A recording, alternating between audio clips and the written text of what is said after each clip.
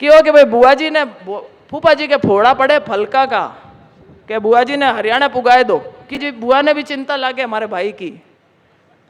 ए टिंगरिया का यहाँ बार छोटा है, रोटी बाटी को हिसाब नहीं रही, जना मानसिक रूप और शारीरिक रूप कमजोर है जाए, होमवर्क नहीं करी, पढ़ाई नहीं करी, स्कूल नहीं जाई, जना पढ़ाई में लारे रह जाए। तो भाई मारो तो इतो ही कहना है कि आपा ने बाके खानदान को ध्यान रखना है। अभी थोड़ी देर में मुख्यमंत्री जी हमारे बीच में आने वाले हैं और मैं चाहती हूं कि वो अपनी बात आप लोगों के बीच में ज़्यादा देर तक रख सकें, क्योंकि सूर्यास्त होने के बाद हेलीकॉप्टर टेक ऑफ नहीं कर सकता। कार्यक्रम में झुंझुनू से आने में थोड़ी देरी हुई तो हम लोगों ने बोला कि हम जो बोल सकते हैं ये पहले बोल लें।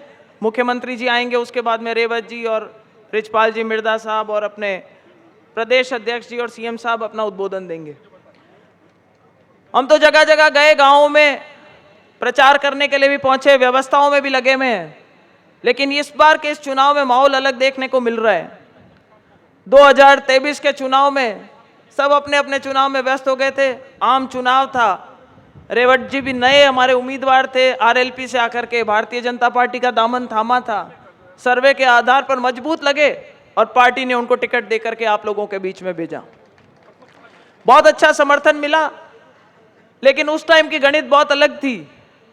एक माहौल बना रखा था, हमारे नेताजी ने कहा मैं तीसरा मोर्चा हूं, राज कांग्रेस का बनो और बीजेपी का बनो, जब तक मेरे एमएलए का समर्थन नहीं मिलेगा तब तक राज नहीं बनेगा। इसलिए राज की कूंची मेरे हाथ में, और लोग भी बहकावे में आ गए और हो सकता है कई लोगों ने उस बहकावे में आकर के आरएलपी को वोट दे दिए।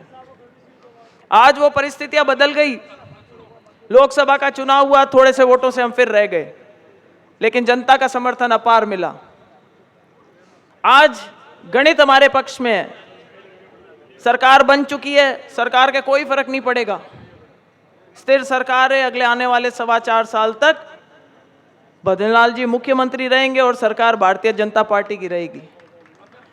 अगर किसी का नुकसान हो सकता है, अगर किसी के लिए निर्णायक साबित हो सकता है ये चुनाव, तो वो है खींवसर की जनता के लिए। रेवत डांगा जी अगर जीतते हैं, जीत करके विधानसभा में पहुंचते हैं, तो चाहे राजस्थान की सरकार हो चाहे केंद्र की सरकार हो, इनका ज्यादा से ज्यादा लाभ अपने को मिल सकता है। और नागौर का आदमी जो है, नागौर का वोटर जो है, वो बहुत राजनीतिक दृष्टि से अग्रणी रहा है, बड़ा सोच समझ करके विवेक इस्तेमाल करके अपना वोट देता है। और खींवसर के इस चुनाव में तो मैं कहूंगी कि एक कुचेरा की एक अहम भूमिका रहने वाली है। ये पूरे विधानसभा का सबसे बड़ा क्षेत्र है और अपने आप में इतना सामर्थ्य रखता है कि वोटों की गिनती से किसी भी चुनाव का निर्णय जो है वो पक्ष में या विपक्ष में कर सकता है। इसलिए विशेष तौर से कुचेरा के मेरे भाइयों, आप लोगों से मैं आशा करती हूं कि आने वाली 13 तारीख को ज्यादा से ज्यादा वोट देंगे और रेवत डांगा जी को अपन जिताएंगे। कोई कहेगा ये रेवत डांगा जी का चुनाव नहीं है, ज्योति मिर्दा जी का चुनाव है, इसका चुनाव है, उसका चुनाव है, ऐसा नहीं है। मैंने मेरे नामांकन की भाषण में खास तौर से एक बात बोली थी, रेवत डांगा जी का चुनाव है, लेकिन ज्योति मिर्दा ये सोच करके चुनाव लड़ेगी कि उसका चुनाव है। इन दो बातों में बहुत फर्क है। विपक्ष प्रचार करने का मास्टर है और करता आया है इस तरीके का प्रचार। हर जगह उन्होंने क्या बोला, ये सारे के सारे जो नेता छोड़ करके गए, हम तो एक पौधशाला थे, सारे नेता हमने तैयार करे और छोड़ करके गए। गुड़गांव में मेरे पड़ोस में एक धनी लुगाई रहते थे जिनके 4 बेटे थे। मेरी शादी होकर के गई, वो बच्चे जवान थे, शादी नहीं हो रखी थी उन लोगों की, तो मेरे सामने देखते देखते उन चारों की शादी हुई। पहले बड़े 2 बेटों की शादी हुई, थोड़े टाइम बाद में कोई आपस में बाटे बजने लगे और वो दोनों अलग हो गए। छोटे वालों की जब शादी हुई, थोड़े टाइम बाद में तीसरे नंबर की बहू और बेटा भी अलग हो गए। हमने सोचा भाई बहुओं में गलती होगी। चौथे बेटे की शादी हुई और 6 महीने तक टूपा खाने के बाद में वो भी अलग हो गई। तो किसी ने पूछा कि भाई चारों बेटों की बहू है। मैंने कहा भाई चारों तो बहुएं खराब नहीं हो सकती, इसमें तो सासू ही खोड़ी ली होनी चाहिए। तो भाई नेताजी की पार्टी को छोड़ के सारे ही चले गए। तो भाई नेताजी, हमारे नेताओं में खोट है या आप में कुछ खोट है, कुछ कमी आप में होगी। आज कनिका जी ने एक इंटरव्यू में बोला है कि नेताजी को गुस्सा ज्यादा आ जाता है, नेताजी गुस्से में ऐसी बात बोल जाते हैं, लेकिन यही गुस्सा उनकी ताकत है, क्योंकि इस ताकत से वो राज को हड़का करके काम करवा लेते हैं। मुझे कई बार असमंजस की स्थिति पैदा होती है,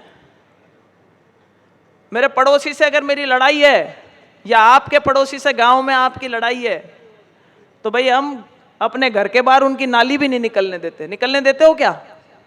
नहीं निकलने देते ना। तो भाई जिस मुख्यमंत्री को आप गालियां बको, हल्का भारी बोलो, और ये बोलो कि 5-5 बार भोजन करते हैं मुख्यमंत्री जी, अरे भाई राशन क्या आरएलपी वाले डलवा रहे हैं? आप जिस मुख्यमंत्री के लिए इस तरह से बोलोगे, क्या वो विकास का काम करवा सकेंगे? क्या आपके नेताजी हड़का करके उनसे कोई काम करवा सकेंगे? आप मोदी जी को हल्का भारी बोलोगे, आपको लगता है कि जो बड़ी योजनाएं उनका फायदा में मिल सकेगा? एक ये प्रचार करते हैं, कुचेरा में भी बोला कि कुचेरा में मृदाओं ने कुछ नहीं किया, कुचेरे का अगर कादा मेटा है तो मैंने मेटा है। मैं आपको बताना चाहूंगी आज इस मंच से, 2009 में आपके आशीर्वाद से सांसद बन के गई थी, तब मैंने पहली जो स्वीकृति करवाई थी, पहली स्वीकृति सांसद बनने के बाद, 1,13,00,000 रुपए की भैरूजी से जो लूणसरा रोड जा रही है, उसमें सबको याद होगा कि ऊंट गाड़े भी नहीं चल सकते थे इतना। और तब NHAI के पास में सीसी की सड़क बनाने का बजट नहीं होता था, उन्होंने विशेष व्यवस्था करके NHAI ने, कमलनाथ जी ने स्वीकृति निकाली थी, और वो सड़क आज भी चल रही है हमारी। यहाँ पे जब कॉलेज आया तो कॉलेज की स्वीकृति करवाने वाले रिचपाल मिर्दा जी और विजयपाल मिर्दा थे कि गांव है साहब, यहाँ पे कॉलेज की स्वीकृति करो। नेताजी ने कह दिया कि साहब जीता हुआ तो मैं, यहाँ से स्वीकृति मैंने निकाली है। अगर कहीं कोई सड़कें बनती है, फेसबुक पे चढ़ा देते हैं और कहते हैं स्वीकृतियां मैंने निकाली है। अगर कोई ट्यूबवेल खुदते हैं तो स्वीकृतियां दिखा देते हैं कि ये मैंने निकलवाई है।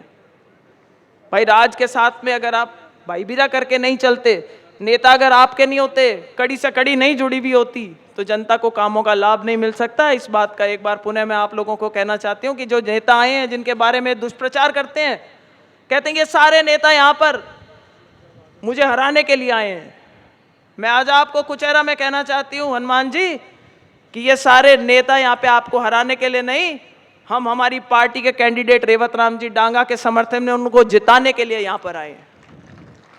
हमारे पास आज वो ताकत नहीं है कि हम इनको अकेले जिता दें, वो ताकत तो जनता के पास में। आप लोग वोट देगो तो रेवत राम डांगा जो आज प्रत्याशी है, वो प्रतिनिधि बन के विधानसभा में पहुंचेंगे, लेकिन जब वो विधानसभा में पहुंच जाएंगे उसके बाद में उनकी ताकत का क्या अंदाजा होगा, वो ये मंच देख करके आप लगा सकते हो। जो अलग अलग मंत्रियों ने यहाँ पे प्रवास करे, अलग अलग महकमों के मंत्रियों ने यहाँ प्रवास करे, विधायकों ने प्रवास करे, चाहे वो सामाजिक तौर पे करे हों और चाहे वो अपने क्षेत्र के हिसाब से करे हों, इन सब की ताकत, हम सब की ताकत रेवत डांगा जी के साथ में रहेगी, ताकि वो किसके काम करवा सके? हमारे नहीं, आप लोगों के काम करवा सके। इन नेता ने यहाँ पर क्या कर रखा है? कह तो दिया कि भाई ताकत मेरी है, आपकी ताकत आपके काम करवाता हूँ। नेताजी का 10 लाख रुपए का बिजली का बिल 2018 से बाकी पड़ा है और नेताजी ने भरा नहीं है अभी तक। आपका किसी का अगर हो 5,000 का बिल बकाया हो ना, तो कनेक्शन काटने वाले पहुंच जाते हैं। आपकी दी हुई ताकत का ये इस्तेमाल हो रहा है कि एक भाई का 10 लाख का बिल बाकी है, दूसरे भाई का 1.5 लाख का बिल बाकी है। या आपकी ताकत पे अपना परिवार बढ़ाने का और अपनी राजनीति बढ़ाने का काम कर रहे हैं। हमेशा बोलते थे, परिवारवाद के खिलाफ बोलते थे, अरे इस कुचेरा गांव ने तो बड़े बड़े नेता दिए हैं, आप लोगों ने हमें इतना समर्थन दिया है, हमारे परिवारों को पहचान दी, हम तो ऋणी रहेंगे, हमेशा ऋणी रहेंगे इस गांव के, कि अगर कहीं भी खड़े हो जाते हैं देश में एक पहचान मिलती है कि कुचेरा वाले मृदा और मृदाओं वाला कुचेरा। तो भाई आपके मान सम्मान में कभी कमी नहीं आने देंगे। मेरी तरफ से और मेरे परिवार की तरफ से तो मैं यही आप लोगों को आश्वासन दिलाना चाहती हूँ। जोरदार माहौल है, लावणिया को टाइम है, हो सके भाई एक दिन खोटी होना पड़े, पर खोटी हो जाए जो रा लावणिया में लारे नहीं रहना है। रेवत डांगा जी का एक वोट होना चाहिए, जो रेवत डांगा जी के खाता में पड़ना चाहिए। मैं कहूँ हपीड़ो बुलाई दीजिए एक जोरदार, और आगे रात जाने और मैं जाना कहीं करना और कहीं नहीं करना, था कि घना ही काम करा उनका प्रयास करा और अगला जगह एक टीम के हिसाब लागा। और नेताजी एक और क्यों भाई, थाके गांव की बेटी हुई वास्ते कहूँ थाने क्यों कि भाई बुआ जी ने फूफा जी के फोड़ा पड़े फलका का, के बुआ जी ने हरियाणा पुगाए दो, क्यों कि कौन क्यों हमारे चुनाव में क्यों हुणियो भाई घनी चिंता लगी बुआ जी की। तो भाई आज बुआ ने भी चिंता लगे हमारे भाई की। ए टिंगरिया का यहाँ बार छोटा है, रोटी बाटी को हिसाब नहीं रही, जना मानसिक रूप और शारीरिक रूप कमजोर है जाई, यार होमवर्क नहीं करी, पढ़ाई नहीं करी, स्कूल नहीं जाई, जना पढ़ाई में लारे रह जाए, तो भाई मारो तो इतो ही कहनो है कि आपा ने बाके खानदान को ध्यान रखनो है। तो भाभी ने तो टाबर रमाओ, और नेताजी आपके बनियोड़ा ही है भैया, एमपी है कि नहीं है बनियोड़ा, सेवा करनी चाहिए, जना कर सके कि कौन कर सके, तो भाई आपकी जगह आपकी सेवा कर ले, और विधानसभा में माके रेवत डांगा जी ने जितार पुगाओ, जो को रेवत जी आपके घड़े ही काम कराई, सीधा मिनक है, तो दूजो चुनाव लड़े। और नेताजी बहन क्यों नहीं एक भाषण में कि बदलियां बीजेपी के नेताओं कराए लीजो, डीजल ज्योति मृदाओं भराए लीजो, और वोट मने आरएलपी ने दे दीजो। जना मैं भी एक कहनी चाहूँगा कि घना रुपया आयोड़ा है आजकल, तो भाई अगर कोई ने खर्चो पानी देवे तो भाई ले लीजो, पर वोट देवन की टाइम आए जना माके रेवत जी ने दे दीजो, आके नहीं तो सामान को नहीं। अबार गरीब आदमी है, साधारण व्यक्तित्व के धनी है, और जनता के साथ में ऐसा जुड़ाव है कि भाई कहीं से ओढ़ नहीं आने देंगे, इस बात का विश्वास आपको दिलाते हैं। और सभी नेता आज यहाँ पर आपको यही विश्वास दिलाने के लिए हाजिर हुए कि ज़्यादा से ज़्यादा वोट दो, जिता करके भेजो। और जिसको ये पर्ची की सरकार बोलते हैं, आपा कहीं कहवा कि माँ के भैरू जी को पर्चो भारी है, कहवा कि कौन कहवा, जरा साबित हो जाए 23 तारीख का, जना रिजल्ट आवे नहीं तो सगला ने ठाप पड़ जाएगी पर्ची की सरकार है कि पर्चा की सरकार है।